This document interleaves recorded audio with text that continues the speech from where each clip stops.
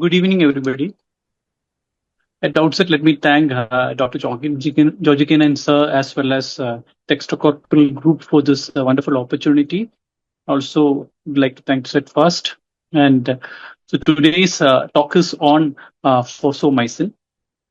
As you all know, uh, antimicrobial resistance has become a vexing problem in modern medicine.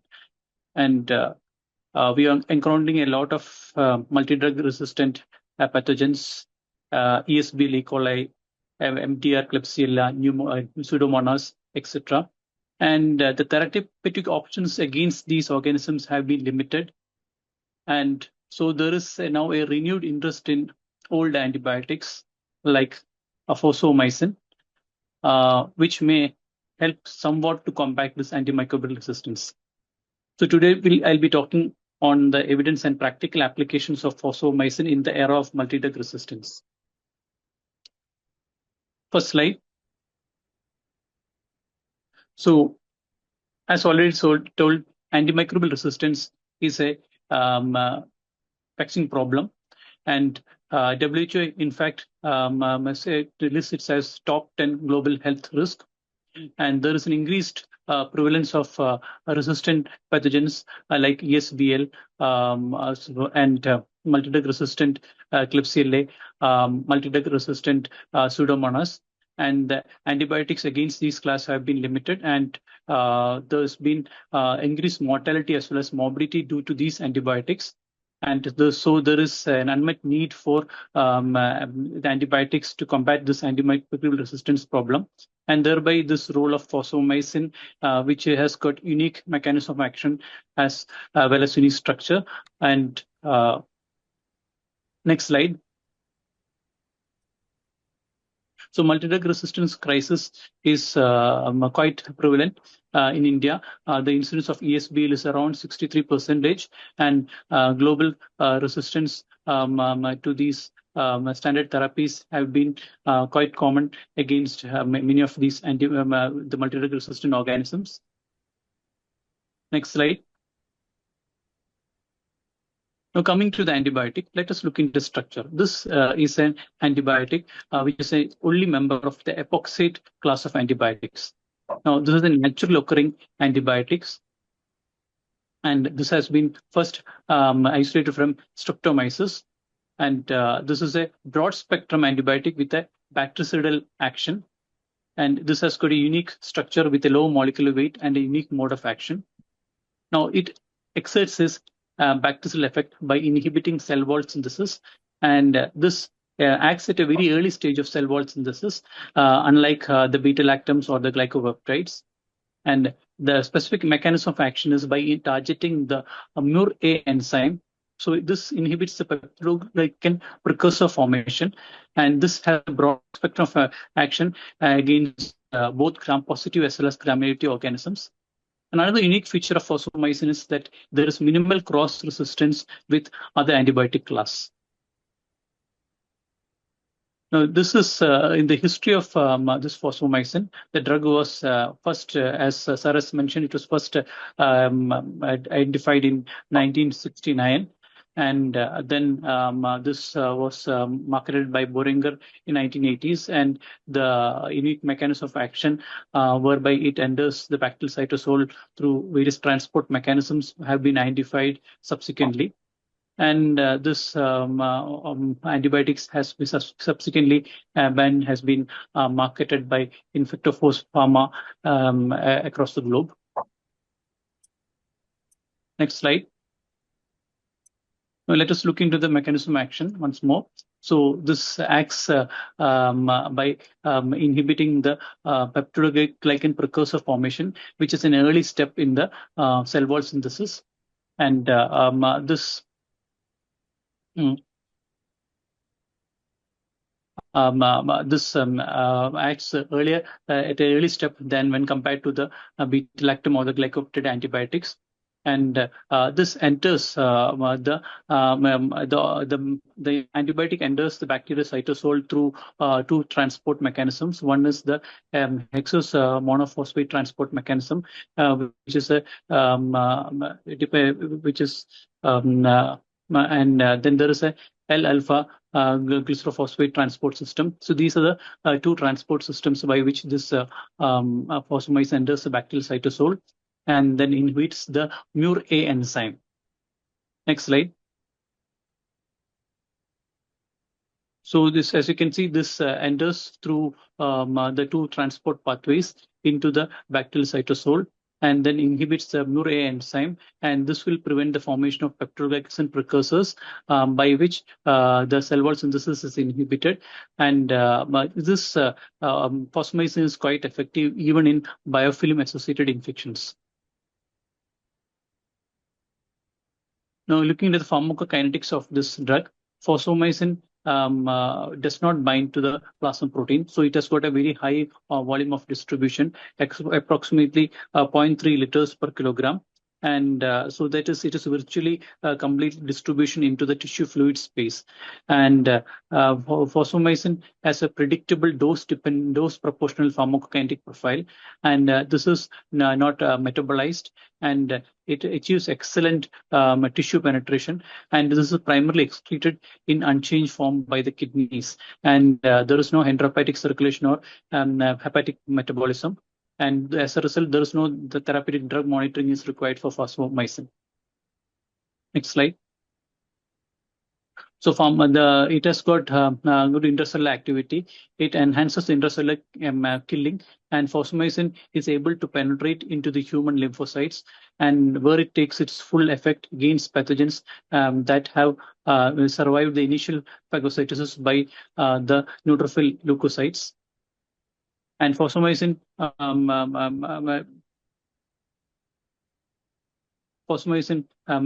distributes exclusively into the extracellular fluid. Now, if it has got look into the pharmacokinetics in the special population like neonates and children, elimination half-life in healthy children are generally shorter than in adults, but the half-life is in neonates is quite increased because of incomplete renal elimination in this subgroup. And again, in patient with liver failure, phosphomycin doesn't have any enterohepatic circulation, so there is no dose adjustment required in patients with liver failure. Next slide. Patients with kidney failure, since this drug is exclusively excreted by the kidneys and achieves a high urinary concentration, the dose has to be modified in patients with renal failure. And the drug has no significant protein binding and is distributed very much into the tissue space. And it has got good penetration into various compartments like muscle, lung tissue, bone, eye, heart, and abscesses. Next slide. Let us look into the pharmacodynamics of phosphomycin. Phosphomycin displays a broad antimicrobial spectrum, and it is effective against both gram-positive as well as gram-negative pathogens. And it is active against a variety of problem bacteria, including the MRSAs, the vancomycin-resistant enterococci, ESBL, and carbapenemase-producing enterobacteria, as well as multidrug Pseudomonas aeruginosa. It has got very high activity against biofilms, and there is synergistic or additive effect with all antibiotic class. And there is rhinoprotective effect if it is combined with nephrotoxic drugs, and impact of resistance against phosphomycin in daily clinical routine remains quite low. So this is a spectrum of antimicrobial activity. It is active against a broad spectrum of gram-positive organisms like Staph aureus, gram-negative organisms like Streptobacter cocceri, E. coli, Haemophilus influenza, Neisseria meningitidis, and various bacterium and various other organisms. And the activity against Klebsiella pneumoniae is variable. And it has got slightly reduced activity against Staph epidermidis, Streptococcus pneumoniae, etc. Next slide. Again, this organism intrinsically resistant to few organisms like Staphylococcus staphyrophyticus, Stronoptrophomonas, Multifida, Legionella, Moraganella, Chlamydia, Mycoplasma, etc. Next slide. Regarding the susceptibility testing, the best method is agar dilution is the standard method, and alternative methods exist like diffusion, gradient testing, and automated methods. So let us look into what the guidelines have to say regarding the use of fosfomycin. ICMR 2024 recommends fosfomycin as a preferred first line for uncomplicated UTI because as fluoroquinolones have increased resistance. And again, European Association of Urology 2024 suggests single dose fosfomycin against MDR, ESB, ESB, E. coli for uncomplicated UTIs. And IDSA 2024 highlights that intravenous fosfomycin is a valuable option for treating complicated urinary tract infections and systemic infections caused by multidrug resistant gram-negative bacteria, often as a combination therapy when other treatment fails. So the clinical evidence in UT and as well as systemic infections can be looked into. One is for the single dose oral regimen of 3 gram, which has got 91 to 95% efficacy in uncomplicated cystitis. So for uncomplicated cystitis, you may need a single dose of 3 gram. And in multi-dose oral therapy is also being utilized in patients with complicated or recurrent UTIs. And IV fosfomycin meta-analysis has shown that comparable efficacy in treatment of multidrug resistant UTIs. And evidence against systemic infections, again, IV fosfomycin, the dosage range between 12 to 24 gram per day. And if it has been effective against MDR, bacteremia, pneumonia, bone and joint infections in combination with carbapenems or colistin. There's a FOREST trial, which is ongoing trial, which we compared IV fosfomycin to ceftriaxone as well as meropenem, and found the cure rates to be around 68% when compared to 72% for meropenem, and has been found to be quite effective in certain selected population. Next slide. So the indication of fosfomycin, it can be utilized in a wide variety of infections, be it bone and joint infections, hospital-acquired pneumonias, bacterial meningitis, complicated urinary tract infections, complicated intra-abdominal infections, infective endocarditis, skin and joint infections, bacteremia. So this IV fosfomycin monotherapy is not usually preferred, but it can be used in a combination of therapy as a synergistic effect in a variety of infections. Next slide. So in complicated urinary infection, usually the dose monotherapy with IV fosfomycin is can be utilized with in complicated urinary tract infection. The dose is high dose, so that is more than 16 gram per day. Usually, the combination therapy is a valuable treatment for complicated urinary tract infections due to extended drug-resistant organism. If can be used in multidrug resistant, you can use a combination therapy. And in infective endocarditis, IV fosfomycin has been found to be an effective antibiotic, and it can be used as a combination therapy along with beta-lactams, daptomycin, or vancomycin.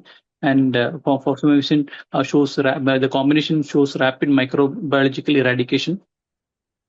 And intravenous fosfomycin recommended by several national as European medical societies for the treatment of infective endocarditis.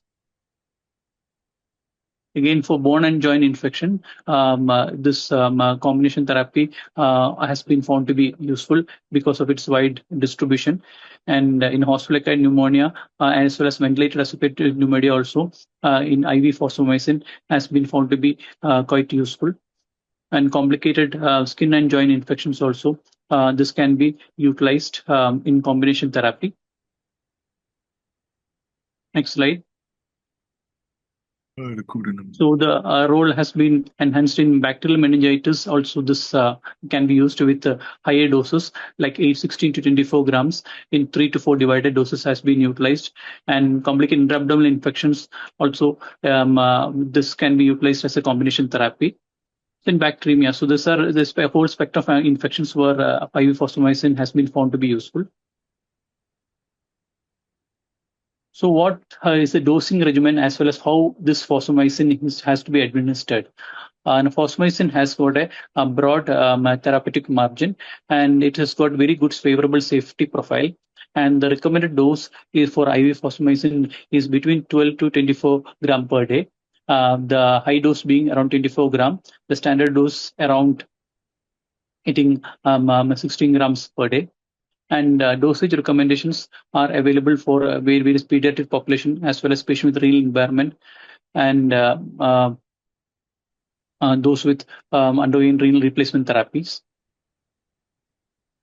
So usual doses between 12 to 24.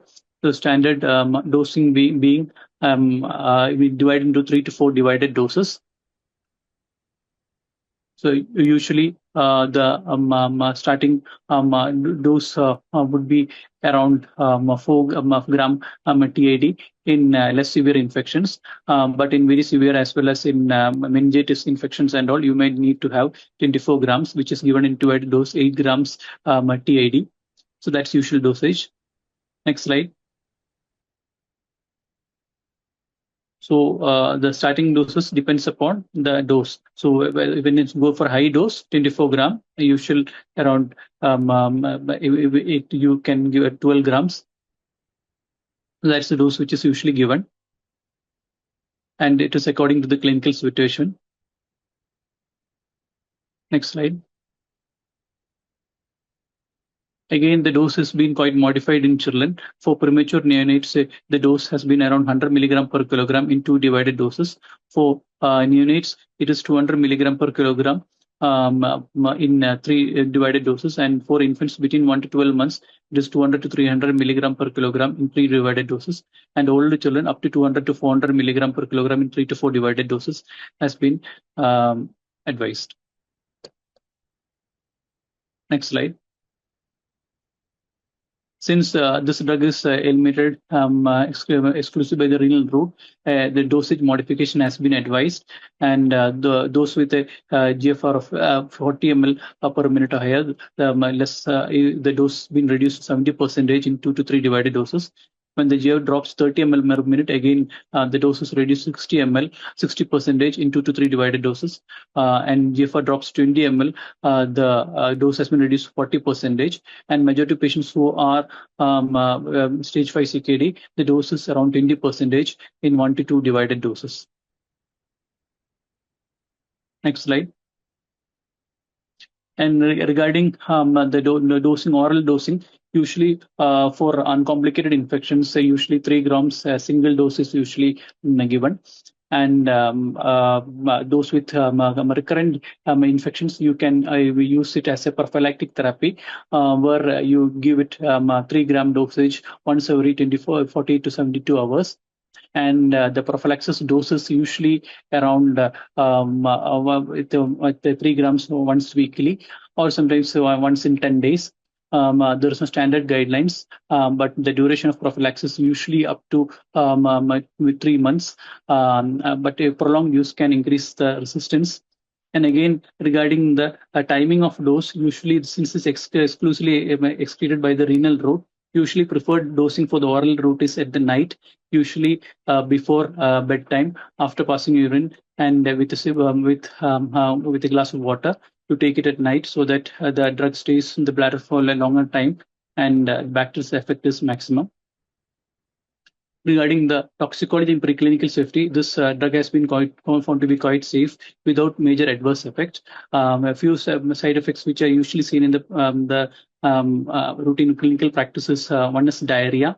So many of patients usually complaints of diarrhea while on this drug, so which can be mitigated to some extent by the use of probiotics. And again, as Sir mentioned, IV fosfomycin has got increased risk of hypokalemia, because fosfomycin has got very its fosfomycin comes in fosfomycin sodium, so the concentration of sodium is quite high. So each gram contains around 10 to 15 milliequivalents of sodium, and so there's increased distal delivery of sodium, which will gets reabsorbed in exchange for potassium. So there is risk of hypokalemia, which is seen around 20 to 50% of patients while on fosfomycin.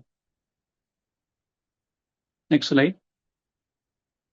And clinical safety profile, as already mentioned, it's not very significant, except for diarrhea and mucus hypokalemia and dysgeusia, as well as erythematosus in eruptions in less than 10% of the patients. Next slide. So coming to the practical application nephrology, this can be utilized in recurrent MDR UTI in CKD patient in treatment of dialysis-associated infection as well as transplant-related infections in as a carbapenem sparing agent in renal patients, and safe alternative to various nephrotoxic antibiotics, and has been utilized in catheter-associated infection because this has got good biofilm penetration and can be used in combination therapy in catheter-related bloodstream infections, and it has got a very good favorable safety profile. Next slide. So concluding, fosfomycin is a valuable old antibiotic with renewed importance. And this has got a unique structure, unique mechanism of action, and very reduced risk of cross-resistance, and has been found to be utilized in a wide variety of MDR pathogens, and is got a strong role, especially in combination therapy in treating these MDR organisms, and useful in nephrology as well as ICU patients, and it requires rational as well as judicious use, and it will help to combat AMR to a certain extent. Thank you.